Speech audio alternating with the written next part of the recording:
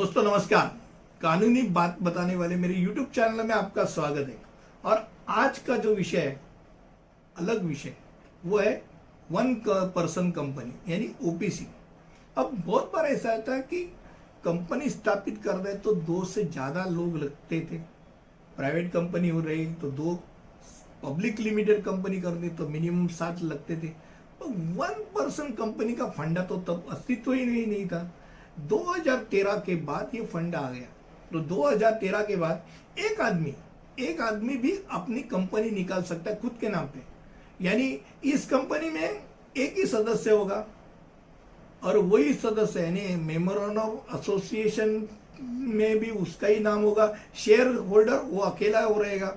अब ये ओपीसी का फायदा क्या? अब प्रोप्राइटरशिप देखिए, प्रोप्राइटरशिप और ओपीसी दोनों में एक ही आदमी है, मालिक एक ही है, एक तरह का।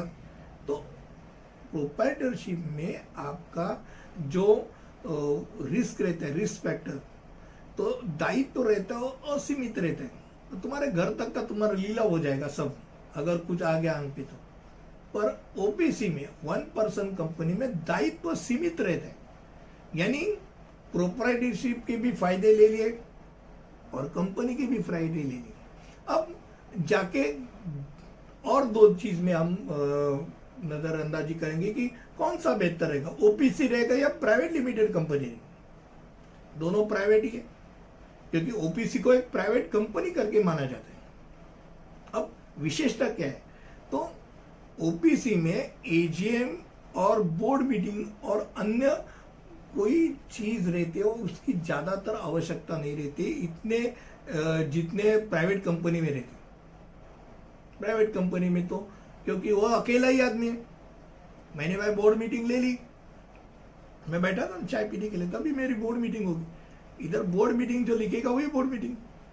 प्राइवेट कंपनी में तो लिखना तो पड़ेगा, परमिशन से लेके सब चीज के लिए उसको रेजोल्यूशन करना है। इतनी छूट तो ओपीसी में सभी छूट रही थी। तो एक व्यक्ति कंपनी के फायदे क्या होंगे, ओपीसी के फायदे क्या है, ये हम देखेंगे। तो एक व्यक्ति कंपनी के फायदे ये है, तो पहली बात ये लघु उद्योग होने का उसको लाभ मिलता है।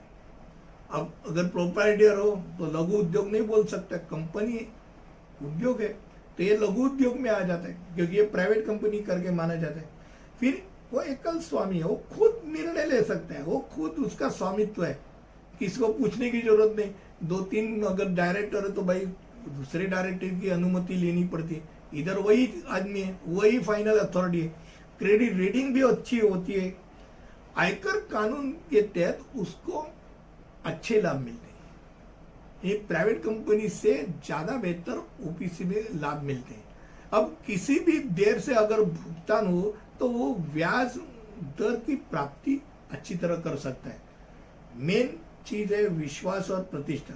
अब वो अकेला ही है, उसका ही जो विश्वास है वही उसकी कंपनी का विश्वास है, वो दूसरे के ऊपर निर्भर नहीं है। आसान फंडिंग हो जाती है, किसी को पूछने की जरूरत नहीं, फंडिंग करूँ क्या नहीं करूँ, क्या किसी से फंड लूँ या ना लूँ। और सबसे अहम बात, सीमित दायित्व रहता है, लिमिटेड लायबिलिटी। क्योंकि लायबिलिटी के कारण ही तो प्रोप्राइटर से लोग कंपनी की ओर दौड़ते हैं या पार्टनरशिप की ओर से कंपनी की ओर दौड़ते। पर कंपनी में होता है सबका निर्णय, इधर तो अकेला का निर्णय। यानी वही तो चीज होगी कि प्रोप्राइटर का भी फायदा उठाया, कंपनी का भी फायदा उठाया।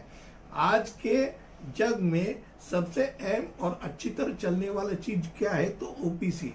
अगर ओपीसी के बारे में और जानकारी चाहिए, आप आपके सीए को जरूर पूछिए। आपका सीए भी एक लीगल पार्ट है आपके जीवन का, तो वो भी अच्छी तरह आपको समझाएगा कि ओपीसी का आपको क्या फायदा हो सकता है। आज का विषय था वन पर्सन कंपनी यानी ओपीसी, और ओपीसी होने का क्या फायदा है और वो बाकी के लोग चीजों से कैसे अलग है। यानी पार्टनरशिप हो, प्रोप्राइटरशिप हो या अलग कोई चीज हो, तो इसमें से कौन सा चीज लेके धंधा करना अच्छा है। ऐसे ही अलग अलग विषय आपके सामने लाता रहता हूं मैं। आपको अच्छा लगा तो जरूर लाइक, शेयर और सब्सक्राइब कीजिए। और अगले वीडियो तक यही रुकता हूं, तब तक के लिए अनुमति दीजिए। धन्यवाद।